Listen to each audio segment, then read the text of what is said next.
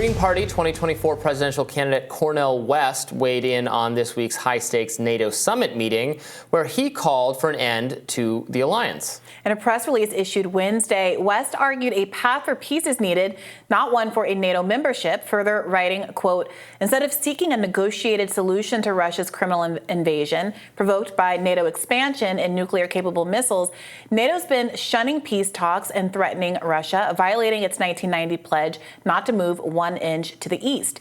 He further added a bigger focus should be addressing global poverty rather than warfare. Here to discuss West's take is Max Blumenthal, an editor from the Grayzone. Welcome, Max. Good to see you.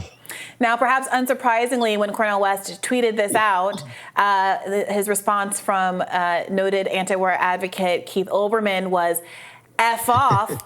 I expect that your feelings about West's position here are a little bit different. Is he right to want an end to NATO? Well, Cornel West speaks for the global majority that understands that NATO represents 10% of the world's population, mostly a wealthy white population, and it consumes over 55% of the world's military budget. And what it uses that military budget for is aggressive action that has nothing to do with a defensive alliance protecting the North Atlantic. I mean, let's go back to 1999 when NATO attacked the first sovereign country in Europe after World War II in Yugoslavia. The Chinese embassy was bombed. 48 churches were destroyed. Electric power stations were attacked. It was a completely illegal war. And then NATO continued its march into the North Atlantic territory of Afghanistan, launching a forever war. Then it moved into Libya, which culminated with the murder and sodomizing on camera by al-Qaeda militants under NATO air cover of an African leader, and the destruction of Libya and transformation of that country into a base for ISIS and al-Qaeda for several years, as well as slave auctions.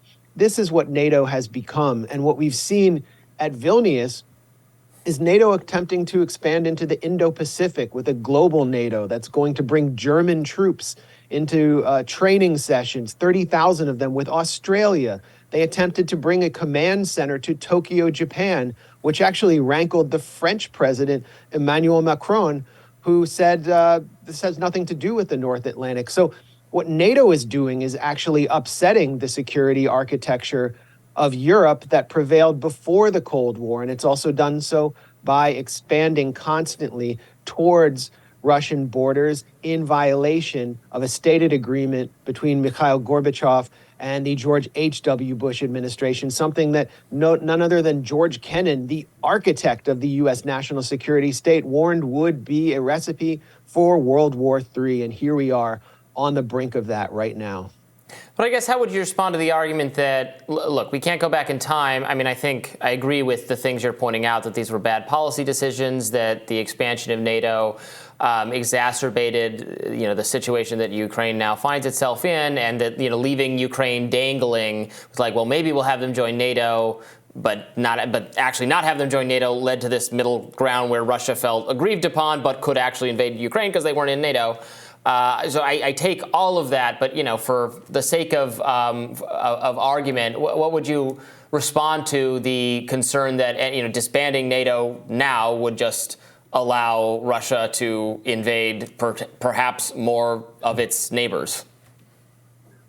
Well, disbanding NATO would threaten local elites in places like Finland or Sweden, who are now linking their fate to that of the United States, which is far away, rather than to their traditional partners in their own neighborhood. Finland has traditionally been a neutral country and had relations with the Soviet Union and Russia, as did Sweden. So what NATO is doing is actually forcing these countries into alliances with powerful military superpowers far away and increasing the risk of war in the neighborhood.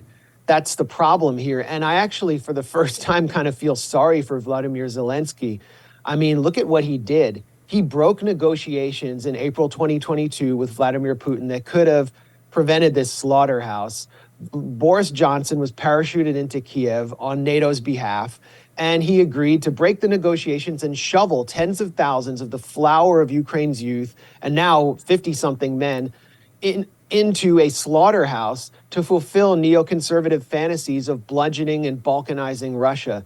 And all he got at Vilnius was a pat on the back and a few lousy cluster bombs. He couldn't even become a member of the big boys club. And Zelensky is understandably furious because he now sees what his function is and what the function of Ukraine, the sick, poor, and heavily corrupted man of Europe is, which is to just serve as a proxy for the rest of NATO without receiving the benefits or the defense of other NATO countries, according to Article 5. Ukrainians will die for the geopolitical gambits and ambitions of people in Norway, England, and Washington primarily. And that's and not a tragedy, it's actually a crime. Max, can you weigh in on Sweden's membership? As I understand it, Erdogan Turkey had been opposed and they backed off of that opposition in exchange for some concessions. Can you help us understand what the negotiations were like that ultimately greased the runway for Sweden's admission into NATO? For me, it's more interesting as it relates to Turkey because this is a mid-level power that was playing both sides, was playing BRICS and the Shanghai Cooperation Group, the Eurasianist power bloc on the one hand and NATO on the other. And Erdogan has stepped into the NATO realm to get some favors, like 18 F-16s, probably favorable visa treatment for Turkish citizens within the EU. He's not going to get EU membership.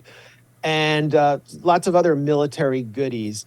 And this is at a time when Erdogan is under diplomatic pressure from the NATO states, accusing him of being anti-democratic. And then Sweden, what it's done is broken its historic neutrality. Sweden also happens to be one of the world's top arms exporters.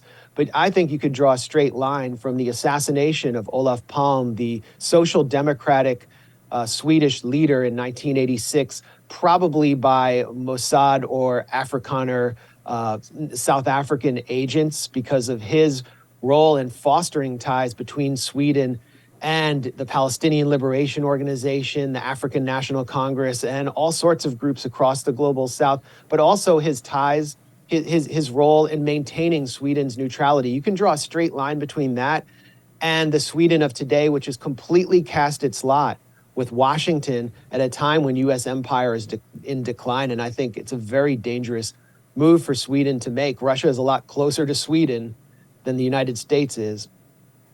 Well, but I guess that's the question. Do we want, from the U.S. perspective, do we want, I think, a Sweden, a Finland, et cetera, that are neutral powers and that are not furthering the militaristic aims of any superpower is great, but in reality, wouldn't some kind of breakdown of NATO just position them as being reliant on Russia instead of the U.S., and would that really be something we want?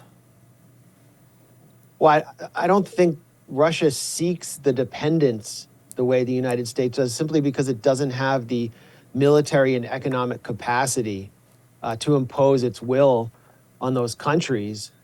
But it would alter their political and security infrastructure to actually have real workable treaties with their neighbors.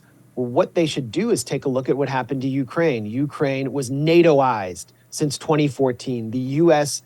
implemented a coup in 2014 in Ukraine. It ran the whole thing, determined who would be in government, then it brought in hundreds of millions of dollars of weapons, fueled a civil war that pushed its way up to Russia's border and tempted a Russian invasion. Now the U.S. through NATO is going to militarize Finland right on Russia's border, 800 kilometers of border right there. Will the U.S.